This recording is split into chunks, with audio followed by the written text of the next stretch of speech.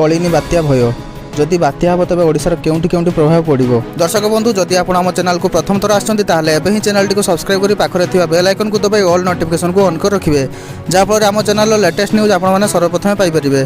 तो चलंतु देरी न करी आज खबर पर नजर पकाइबा। टलिनी बात्या भय दाना बांधुची लघुचाप आसंता 29 तारिख उत्तर अंडमान सागर पार्श्ववर्ती पूर्व केन्द्रीय बंगोपसागर अंचल में सृष्टि हे घूर्णिबलय परवर्ती 24 घंटे नेब लघुचापर रूप पाग अनुकूल थिबारु घनीभूत हो पारे लघुचाप पर यह पश्चिम और उत्तर पश्चिम दिगरे गति करे बोली पूर्वानुमान करिछि भुवनेश्वर आंचलिक पाणीपाग केन्द्र। सेपटे बात्या संभावना नाही बोली कहिसेंति पाणीपाग विशेषज्ञ सुरेंद्रनाथ पशुपालक। सेपटे WNDY रो ECMWF मॉडल अनुसार 30 कि 1 तारिख बेलू घूर्णिझड़टी बालेश्वर और पश्चिमबंग मध्य अतिक्रम करिवो।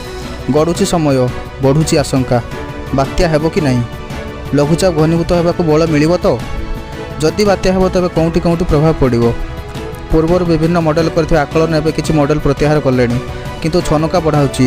WNDY रो आकलन ECMWF रो ग्राफिक्स कहूची 28 तारिख अंडमान सागर सृष्टि हेबो घूर्णिबलय यह घनीभूत लघुचाप पर अवपात गभीर अवपात एवं 30 तारिख बेलू बात्यार परिणत होई ओडिशा पश्चिमबंग दे अतिक्रम करिवो। संभाव्य लघुचाप बात्यार परिणत हेबो नाही बोली कहिसंती पाणीपाग विशेषज्ञ सुरेंद्रनाथ पशुपालक।